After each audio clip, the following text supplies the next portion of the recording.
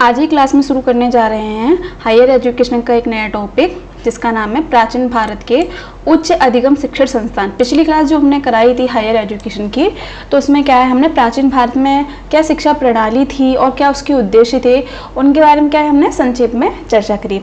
तो अब देखिए प्राचीन भारत में कौन कौन से उच्च शिक्षण संस्थान थे जिसके कारण क्या है भारत को ख्याति प्राप्त थी। ठीक है, तो उनके बारे में जानेंगे। तो सबसे पहले जो हमारा शिक्षण संस्थान आ रहा है तक्षशिला। ये जो शिक्षण संस्थान है, ये जो विश्वविद्यालय है, ये अपने आप में ही क्या है, शौर्य को लिया हुआ है। तक्षशिला तत्कालीन गांधार राज्य की राजधानी था। वर्तमान में पाकिस्तान के रावलपिंडी में ये स्थित है। ठीक है, यह लगभग 700 ईसा पूर्व में विश्व के प्रथम विश्वविद्यालय तक्षशिला की स्थापना की गई।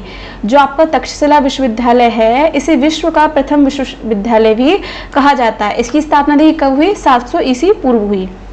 ठीक है, यह विश्व का सबसे प्राचीन विश्वविद्यालय है। इसका वर्णन चीनी यात्री हेन स्वांग ने किया था। अब देखिए अगर इसके साक्ष्यों की बात करें कि हमें साक्ष्य कहाँ मिले कि सचमुच जो तक्षशिला है विश्वविद्यालय है वो संपूर्ण विश्व का पहला विश्वविद्यालय रहा, तो इसके साक्ष्य हमें कहाँ मिले हैं, जो चीनी यात्री हेन स्वांग थे उन्होंने अपनी यात्रा सीयूकी में इसका विवरण किया है। ठीक है, इस विश्वविद्यालय के प्रमुख आचार्य पाणिनि। अब देखिए इन विश्वविद्यालयों में कौन कौन से आचार्य रहे, तो देखिए आपके पहले नंबर पर आ रहे हैं आपके पाणिनि, कौटिल्य यानी कि चाणक्य, चरक जैसे क्या है आचार्य इस विश्वविद्यालय में पढ़ाते थे। शिक्षा की दृष्टि से यह विश्वविद्यालय अत्यधिक समृद्ध रहा। यहाँ वेद, वेदांत, व्याकरण, आयुर्वेद, राजनीति, शिल्प, सैन्य शिक्षा, खगोल विज्ञान, कृषि, वाणिज्य एवं चिकित्सा आदि की शिक्षा दी जाती थी। अगर संक्षेप में बात कही जाए तो इस विश्वविद्यालय में प्रत्येक क्षेत्र के विषय में क्या है जानकारी प्रदान की जाती थी, चाहे वो आपका वेद हो, वेदांत हो, व्याकरण हो, आयुर्वेद हो, चिकित्सा हो, सैन्य शिक्षा हो, है ना, खगोल शिक्षा हो, कोई सा भी क्षेत्र हो, हर क्षेत्र में क्या है जो तक्षशिला विश्वविद्यालय है उसने क्या है अपनी अहम भूमिका निभाई है। सबसे बड़ी बात ये थी कोई भी विश्वविद्यालय महान कब बनता है और कैसे बनता है, जब उस विद्यालय में आचार्य महान हो। आचार्य से तात्पर्य गुरु क्या हो, महान हो। महान कैसे होंगे, जब उन्हें क्या है सर्वोत्तम ज्ञान होगा, अपने क्षेत्र में जिन्होंने महारत हासिल करी हो, तभी तो कोई विश्वविद्यालय एक संपूर्ण विश्वविद्यालय कहलाएगा, तभी तो उसकी गरिमा बढ़ती है। जब उसमें पढ़ने वाले भी बच्चे अच्छे हों, प्लस क्या है पढ़ाने वाले टीचर्स भी अच्छे हों, तभी तो किसी स्कूल की या किसी विश्वविद्यालय की पहचान बनती है सभी के सामने। इसीलिए जो तक्षशिला विश्वविद्यालय है वो अपने आप में ही एक विख्यात विश्वविद्यालय रहा। यह सिर्फ आपके भारत में ही नहीं बल्कि भारत के जितने भी पड़ोसी देश थे वहाँ से भी क्या है आपके तक्षशिला में विश्वविद्यालय में कई शिक्षार्थी क्या है शिक्षा प्राप्त करने आते थे, चाहे वो आयुर्वेद की शिक्षा प्राप्त करने आए, चाहे वो चिकित्सा की शिक्षा प्राप्त करने आए, चाहे वाणिज्य हो, कृषि हो, व्याकरण हो, विज्ञान हो। तो जिन जिन विषयों के बारे में जिस जिस शिक्षार्थियों को रुचि होती थी उनके बारे में ज्ञान प्राप्त करने के लिए क्या है वो तक्षशिला विश्वविद्यालय आया करते थे। ठीक, अब बात करें नालंदा विश्वविद्यालय की, तो नालंदा विश्वविद्यालय क्या है आपके कहाँ पर है, बिहार में। ठीक है, इसकी स्थापना देखिए किसने की है, गुप्त शासक कुमारगुप्त प्रथम ने की। इसकी स्थापना किसने की, गुप्त शासक कुमारगुप्त प्रथम ने की। चीनी यात्री हेन स्वांग एवं इत्सिंग की यात्रा विवरण में नालंदा विश्वविद्यालय का वर्णन भी मिलता है। इन्होंने देखिए जब जो चीनी यात्री हेन स्वांग हैं वो भारत में घूमने आए तो उन्होंने जो जो भारत की प्रमुख प्रसिद्ध स्थल थे वहाँ पर उन्होंने क्या है विचरण किया। ठीक है, और फिर उन स्थानों को क्या है अपनी रचना में उतारा। तो इन्होंने देखिए नालंदा विश्वविद्यालय के बारे में भी लिखा। इनके अनुसार यहाँ पढ़ने वाले छात्रों की संख्या लगभग कितनी थी, 10,000। जो चीनी यात्री हेन स्वांग हैं उनके अनुसार जो नालंदा विश्वविद्यालय था इसमें 10,000 तो विद्यार्थी थे और 2,000 कौन थे, शिक्षक पढ़ाते थे। और देखिए कहाँ कहाँ से यहाँ बच्चे पढ़ने आते थे, जापान, चीन, इंडोनेशिया, तिब्बत, कोरिया, फारस एवं तुर्की आदि से भी शिक्षार्थी शिक्षा ग्रहण करने आते थे। अब देखिए इसमें कौन कौन से आचार्य जो प्रसिद्ध रहे, तो इसमें देखिए धर्मपाल, चंद्रपाल, गुणमती, स्थिरमती एवं शीलभद्र आदि प्रमुख आचार्य रहे। नालंदा विश्वविद्यालय में शिक्षण की मुख्यतः 3 विधियां देखने को मिलती थी। पहले ये मौखिक और व्याख्यात्मक, यानी कि जैसे मैंने आपको बताया पिछली क्लास में बताया कि प्राचीन काल में कैसी शिक्षा दी जाती थी। जो शिक्षा दी जाती थी वो किस रूप में दी जाती थी? मौखिक रूप में, है ना, स्मृति पे आधारित होती थी। जो आचार्य होते थे, जो गुरु होते थे, वो शिक्षार्थियों को क्या है, मौखिक रूप से क्या है, किसी विषय की व्याख्या करते थे और जो बच्चे होते थे उनको ग्रहण करते थे, फिर उनका चिंतन मनन करते थे, कंठस्थ करते थे। ठीक, मौखिक और व्याख्यात्मक विधि थी। दूसरा देखिए व्याख्यान और विवाद, जैसे कि जो गुरु हुआ करते थे, जैसे कोई टीचर है, ठीक, आपको उसने एक टॉपिक पर लेक्चर दिया, अच्छे से व्याख्या कर दी, अब आपके सामने वो तर्क रखेगा। एक उसने अच्छे से आपको पढ़ा दिया है टॉपिक, अब उसने तर्क रखा।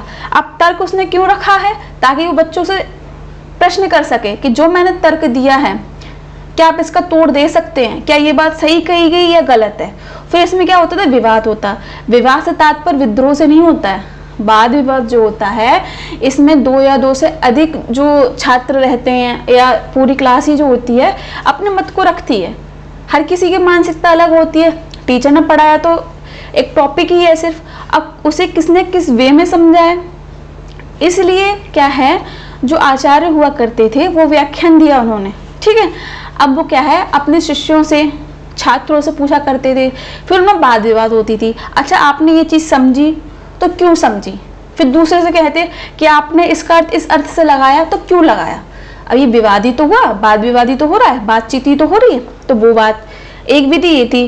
तीसरा क्या था, चर्चा, यानी चर्चा करना, चाहे आपकी सामूहिक चर्चा हो, एकल चर्चा हो, तो वो बात है। अब देखिए तीनों विधियां देखिए आपके मौखिक रूप को दर्शा रही हैं, है ना। तो उस समय की जो शिक्षा प्रणाली थी वो लिखित ना होकर मौखिक थी। अब देखिए सबसे महत्वपूर्ण बात, नालंदा विश्वविद्यालय है। अब इसमें एक पुस्तकालय भी था जिसका नाम देखिए क्या था, रतन सागर, याद रखेंगे, रतन सागर था। इसमें हर तरीके की किताबें आपको उपलब्ध थी, चाहे कोई सा भी क्षेत्र हो। लेकिन 12वीं शताब्दी में बख्तियार खिलजी ने इस गौरवशाली विश्वविद्यालय का विध्वंस कर दिया। 12वीं शताब्दी में जो बख्तियार खिलजी था उसने क्या है, इस विश्वविद्यालय को नष्ट कर दिया। किसे, नालंदा को। याद रखेंगे कि ये नष्ट कब हुआ, तो 12वीं शताब्दी में, ठीक है। चलते हैं आगे, विक्रमशिला। अब देखिए विक्रमशिला जो शिला है वो 8वीं सदी के अंत व 9वीं सदी की शुरुआत में इस विश्वविद्यालय की स्थापना बिहार राज्य के भागलपुर जिले में पाल वंश के शासक धर्मपाल ने की थी। ध्यान से देखेंगे क्योंकि क्वेश्चंस इसमें से पूछे गए हैं आपके जो उच्च शिक्षण संस्थान है प्राचीन काल में से। पहला क्वेश्चन तो लगा था तक्षशिला से कि प्राचीन विश्वविद्यालय कौन सा है, नालंदा है या फिर आपका तक्षशिला है या विक्रमशिला है या वल्लभी विश्वविद्यालय है, तो कौन सा है। मैंने आपको बताया पहला विश्व का विश्वविद्यालय, प्राचीन विश्वविद्यालय कौन सा है, तक्षशिला है, ठीक है। तो ये चीज़ें आपको कैसे पता होंगी, जब आप ध्यान से पढ़ेंगे, ठीक। अब देखिए जो विक्रमशिला विश्वविद्यालय है उसकी स्थापना 8वीं सदी के अंत में व 9वीं सदी के शुरुआत में हुई थी। किसने की थी, इसकी स्थापना पाल वंश के शासक धर्मपाल ने की थी। कहाँ पर है ये, बिहार राज्य के भागलपुर जिले में, ठीक है। यह बौद्ध धर्म एवं दर्शन के अतिरिक्त न्याय, व्याकरण, तर्कशास्त्र एवं तत्व ज्ञान की शिक्षा दी जाती थी। जो ये विक्रमशिला थी ये बौद्ध धर्म से संबंध रखती थी अपना। इसके साथ ही साथ क्या है, इसमें व्याकरण, तर्कशास्त्र, तत्व ज्ञान आदि की भी क्या है, जानकारी छात्रों को दी जाती थी। अब देखिए इसका विध्वंस भी किसने किया, बख्तियार खिलजी ने विक्रमशिला विश्वविद्यालय का भी विध्वंस किया। कब किया, 1203 ईस्वी में। याद रखेंगे ये चीज। चलते हैं आगे, वल्लभी विश्वविद्यालय। अब देखिए वल्लभी विश्वविद्यालय गुजरात के सौराष्ट्र जिले में स्थित प्रसिद्ध शिक्षा केंद्र। अब देखिए एक क्वेश्चन यहाँ से बना था यूजीसी नेट में, मुझे ईयर याद नहीं आ रही, कि जो वल्लभी विश्वविद्यालय है वो किस राज्य से संबंध रखता है, ठीक है। तो चीज़ें कैसे पता होंगी, जब हमने उनके बारे में पढ़ा होगा। तो वल्लभी विश्वविद्यालय गुजरात के सौराष्ट्र जिले से स्थित है, संबंध रखता है, ठीक है। यहाँ पे अर्थशास्त्र, नीति शास्त्र, चिकित्सा शास्त्र आदि जो विषय थे वो पढ़ाए जाते थे। बौद्ध धर्म के हीनयान का मुख्य केंद्र, ये क्वेश्चन अगर ऐसा बनता है कि जो वल्लभी विश्वविद्यालय है वो बौद्ध धर्म की कौन सी शाखा को फॉलो करता है या किस शाखा का मुख्य केंद्र है, तो आपकी कौन सी शाखा आएगी, हीनयान। ठीक है, लगभग 755 ईस्वी तक यह प्रतिष्ठित शिक्षा केंद्र रहा, लेकिन अरब आक्रमण के पश्चात इसका अधिकांश भाग नष्ट हो गया। अब देखिए ये विश्वविद्यालय भी देखिए आक्रमण के में ही नष्ट हुआ, यानी जो बाहरी आक्रांताएं हैं उन्होंने क्या है ज्यादातर अपने विश्वविद्यालय ही नष्ट किए। क्यों नष्ट किए, जब शिक्षा को ही मार दिया जाए तो इंसान तो वैसे ही मरे हुए के समान है, जब शिक्षा ही नहीं है मनुष्य में, तो है ना। तो उन लोगों का एक ही मोटिव रहता था कि आगे की पीढ़ी पढ़ ना पाए, उन्हें अपना गुलाम बना सकें, तो वो बात है। ठीक, चलते हैं आगे। औदंतपुरी विश्वविद्यालय, इसकी स्थापना प्रथम पाल नरेश गोपाल ने 7वीं शताब्दी में की थी। यह नालंदा एवं विक्रमशिला विश्वविद्यालय की भांति क्या था, विश्व प्रसिद्ध था। अब देखिए इसका विध्वंस भी कब हुआ, 13वीं शताब्दी में। कब हुआ, 13वीं शताब्दी में। आगे चलें, जगदला। तो जगदला क्या है, एक क्वेश्चन ऐसे बना था, 3-4 ऑप्शन दिए थे, उसमें आपका जगदला भी दिया था। तो उसमें से क्या है, हमें विश्वविद्यालय छांटने थे कि कौन सा इसमें से विश्वविद्यालय है। ठीक, तो उसमें जगदला से संबंधित भी एक क्वेश्चन आया था। तो पाल राजा रामपाल ने एक विशाल बौद्ध मठ का निर्माण करवाया जिसका नाम जगदला रखा था। ठीक है, जगदला लगभग 100 वर्षों तक बौद्ध शिक्षा का मुख्य केंद्र रहा। जगदला को लगभग 12वीं शताब्दी में नष्ट कर दिया गया। अब देखिए जगदला है उसकी स्थापना किसने कराई, आपके राजा रामपाल ने, पाल वंश के राजा रामपाल ने। ठीक है, तो ये किसका केंद्र था, बौद्ध मठ का। तो इसमें देखिए ज्यादातर किसी शिक्षा दी जाती थी, आपकी बौद्ध शिक्षा दी जाती थी। लेकिन 12वीं शताब्दी में क्या है, इसे भी नष्ट कर दिया गया। देखिए जितने भी विश्वविद्यालय आ रहे हैं उनका जो नाश है वो 12वीं और 13वीं शताब्दी में ही देखने को मिलता है। क्यों मिलता है, क्योंकि उस समय जो क्या है, जो बाहरी आक्रांताएं आई थी उन्होंने टारगेट किसे किया था, हमारे शिक्षण संस्थानों पर। ठीक है, चलते हैं आगे। सालोटगी। अब देखिए सालोटगी क्या है, तो कर्नाटक का सालोटगी विश्वविद्यालय उच्च शिक्षा का प्रधान केंद्र था। यहाँ विभिन्न प्रांतों से आए छात्र पढ़ते थे जिनके आवास हेतु 27 छात्रावास थे। जो आपका सालोटगी विश्वविद्यालय था इसमें क्या है, जो विभिन्न प्रांत थे वहाँ से छात्र आया करते थे और वो उसमें क्या है शिक्षा ग्रहण करते थे। तो सालोटगी किससे संबंध रखता है, आपके कर्नाटक से। ठीक है, चलते हैं आगे। नदियाँ। तो नदियाँ देखिए किससे संबंध रख रही हैं, ये नदियाँ नहीं है, नदियाँ है। ठीक है, तो बंगाल में जलंगी एवं गंगा नदियों के संगम पर स्थित नदिया विश्वविद्यालय को नवद्वीप भी कहा जाता है। इस विश्वविद्यालय में 3 केंद्र थे। पहला आपका आएगा नवद्वीप, शांतिपुर और गोपालपुरा नादिया। 3 केंद्र थे किसके, नदिया विश्वविद्यालय के। ठीक, आगे देखिए मिथिला। तो प्राचीन भारत में मिथिला ब्राह्मणवादी शिक्षा का मुख्य केंद्र था। इसे विदय नाम से भी जाना जाता था। जो मिथिला ब्राह्मणवादी शिक्षा का मुख्य केंद्र होता था, इसका दूसरा नाम अगर देखें तो क्या है, विदय। यह 12वीं शताब्दी से 15वीं शताब्दी तक शिक्षा का प्रधान केंद्र रहा। यहाँ ललित कला, न्याय शास्त्र, तर्क शास्त्र, साहित्य, वैज्ञानिक विषयों का शिक्षण किया जाता था।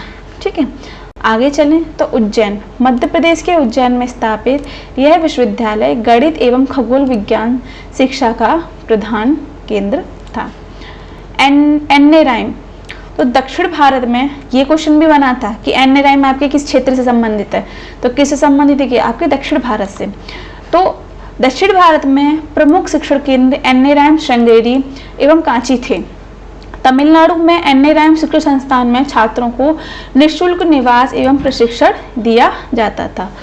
तो देखिए आज की क्लास में क्या है, हमने प्राचीन काल में जितने भी विश्वविद्यालय रहे उनके बारे में क्या है संक्षेप में जाना और क्या क्या इनकी विशेषताएं रही। जैसे तक्षशिला आपका सबसे पहला विश्वविद्यालय है संपूर्ण विश्व का।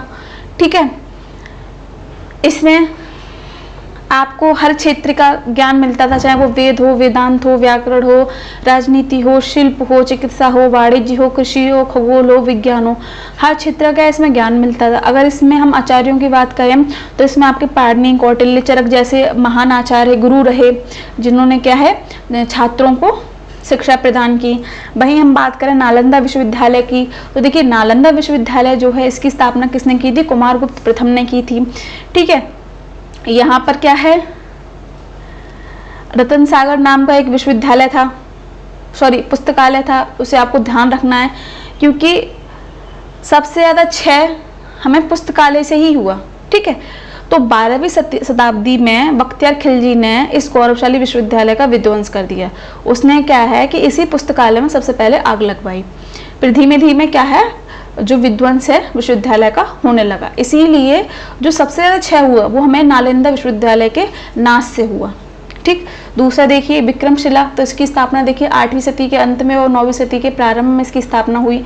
किसने की? आपके पाल वंश के शासक धर्मपाल ने की थी। कहाँ पर स्थित है? ये बिहार के भागलपुर जिले में स्थित है। और देखिए इसका नाश भी देखिए बख्तियार खिलजी ने किया था। कब किया था? 1203 में किया था। बल्लभी विश्वविद्यालय भी देखिए इसकी स्थापना गुजरात के सौराष्ट्र जिले में हुई। ठीक है, और देखिए इसका नाश भी कैसे हुआ, ये विश्वविद्यालय नष्ट भी कैसे हुआ? अरब आक्रमण के कारण, यानी कि आक्रमणकारियों ने क्या है इस विश्वविद्यालय को नष्ट किया। औदंतपुरी विश्वविद्यालय है, इसकी स्थापना आपके प्रथम पाल नरेश गोपाल ने की थी। ठीक है, 13वीं शताब्दी में ये विश्वविद्यालय भी नष्ट हो गया, कर दिया गया। जगदला, ये आपका एक विश्वविद्यालय है। ठीक है, 12वीं शताब्दी में जगदला विश्वविद्यालय को भी नष्ट कर दिया गया। साल्टोगी आपके कर्नाटक से संबंध रखता है। नदिया जो विश्वविद्यालय है वो बंगाल में जलंगी एवं गंगा नदियों के संगम पर स्थित है, इसीलिए इसे नदिया विश्वविद्यालय भी कहते हैं। ठीक, मिथिला का जो विश्वविद्यालय उसे विद्या नाम से भी जाना जाता है। उज्जैन विश्वविद्यालय, ये आपके उज्जैन में स्थित है, और जो मुख्य बातें हैं गणित और खगोल विज्ञान से ये अपना संबंध रखता है। एन.ए. राइम विश्वविद्यालय आपके दक्षिण भारत में प्रमुख शिक्षण केंद्र। एन.ए. राइम श्रृंगेरी एवं कांची थे, तमिलनाडु से अपना संबंध रखते थे। इसमें एक खासियत क्या थी? निःशुल्क निवास और प्रशिक्षण दिया जाता था। तो देखिए आपने इन सब विश्वविद्यालयों के बारे में देखा, तो आपने एक चीज देखी होगी कि जो भी विश्वविद्यालय नष्ट हुए हैं वो भारी आक्रांताओं ने ही किए हैं। और देखिए सन भी जो है, इनका समय भी जो है वो 12वीं शताब्दी 13वीं शताब्दी ही है। ठीक है, तो आज की क्लास में क्या है, हमने प्राचीन काल में उच्च शिक्षण जो संस्थान थे उनके विषय में जाना। मिलते हैं आपको अगली क्लास में एक नए शीर्षक के साथ। तब तक के लिए धन्यवाद।